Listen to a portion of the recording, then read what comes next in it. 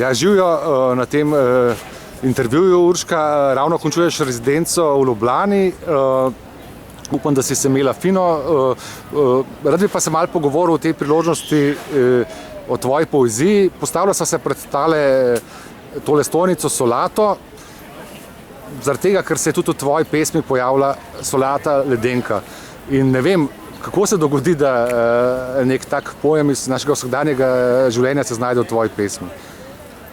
Ja, ni bila solata načrtno v tej pesmi omenjena. Lahko bi mogoče rekla, da to asociira na večplastnost ali pa na odkrivanje plasti, ampak bi bila to laž. Pač asociativno se je znašla v tem polju Ljubljane, Pornjav. Solata te ne pretegne to kot konkretna solata, ampak predvsem kot beseda solata. Tako bi bilo zanimivo tudi paradajz, zelje, vse ostalo sadje in zelenjava. Mislim, da obožujem zelenjavo, da je to lahko razvidno, ampak ni to, sem rekla, niso te stvari načrtno ali pa s kako veliko idejo, s kakim velikim sporočilom omenjene. Zelo se mi zdi tvoja poezija razplastena, da se v njej polno besednih iger, razpirajo se pomeni, podpomeni, nadrealizem, podrealizem. Sama praviš, da imaš rada to, kako jezik opleta s tabo oziroma z nami. Ja, mislim, da bolj kot se zavedamo, jezik opleta z nami in vpliva na nas. In mi je vedno zanimivo, kam te jezik pelje oziroma kam te vodi. Ne tukaj, kamor ga ti lahko sam spelješ.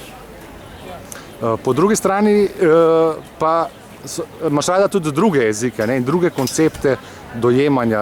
Rekla si, da si neko zanimivo misel o tem zasledila v eseju Oktavija Paza. Ja, in sicer pač mislim, da skozi jezik dojemamo vse naše bivanje, dogajanje okrog nas in lahko ima to ključen vpliv. Ker če smo pač naučeni v jeziku, da obstaja preteklost, sedanjost in prihodnost, bo to tudi zelo oblikovalo življenje.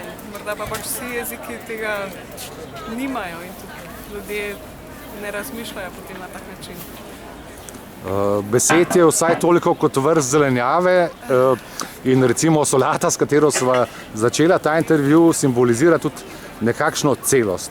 In ta celost se vedno navezuje na druge celosti, druge vrste zelenjave, sadja, druge besede in tako je tudi morda kot med vrstami sadja in zelenjave tudi odnos med recimo poezijo in kritiko poezije. Rekla si, da te ta lahko tudi spodbudi k nadaljnjemu razmišljanju in ustvarjanju, da si prebrala neko recenzijo Moanisa Sinanoviča, kjer je označil tvojo poezijo kot ne cela celost, recimo kot solata, ki ni čist cela. To te je nekako naprej vodil k nadaljnjemu razmisleku. Ta tekst mi je dal neke uvide o moji poeziji, ki se jaz mogoče prej nisem zavedala ali pa jih nisem načrtovala, se nisem tega razumsko lotevala in v bistvu sem bila izjemno počaščena glede tega. Recimo zdaj, ne vem, če jezik naključje za nama stoji Samokolnica. Najbolj poznaš pesem od Williama Carlosa Williamsa o samokolnici. Ne poznam. Ker to je recimo lahko tudi prispodoba neke metafore, nekaj, kar pelje naprej. Samokolnica je pot.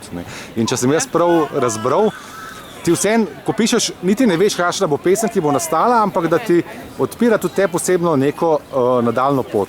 Mislim, če si sposoben tega, pa mislim, da veliko ljudi je sposobnih, da se pač prepustiš, te lahko jezik marsikam pripelje. Sicer je to vedno prežeto s tem, kar nosiš v sebi. Ker si omenila sama, da si recimo kasneje brala nekatere svoje pesmi in potem ugotovila, da pravzaprav, čeprav ko si pisala, se tega nisi zavedala, so ti razkrile tisto, kar si sama nosila v sebi v bistvu. Tako v tistem času pa mogoče se tega nisem zavedala ali pa sem se nekje globoko v sebi, ampak s časom sem ugotovila, da sem napisala neke stvari, ki so se zelo ujemale z mojim takratnim počutjem, mišljenjem.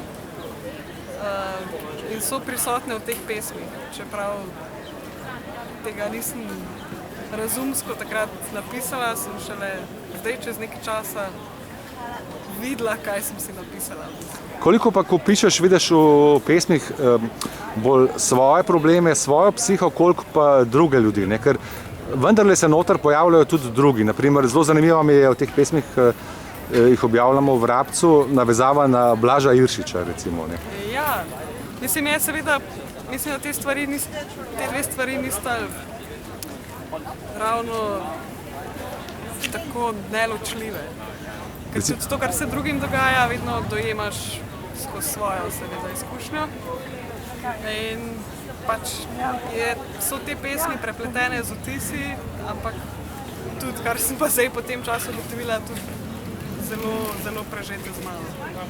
Pa za zaključek, uporablja si eno zanimivo besedo menefregizem, ki v bistvu v slovenščini sploh ne obstaja, izhaja iz italijanščine menefrego. Vseeno mi je, briga me, lahko sem vam fajn, kar povežeš tudi s hedonizmom. Zdi se, da je hedonizem nekaj, kar vendarle v življenju iščeš. Morda tudi pogrešaš, ampak da se ti zdi hedonizem nekaj, kar ni treba kar zavreči. Seveda ne.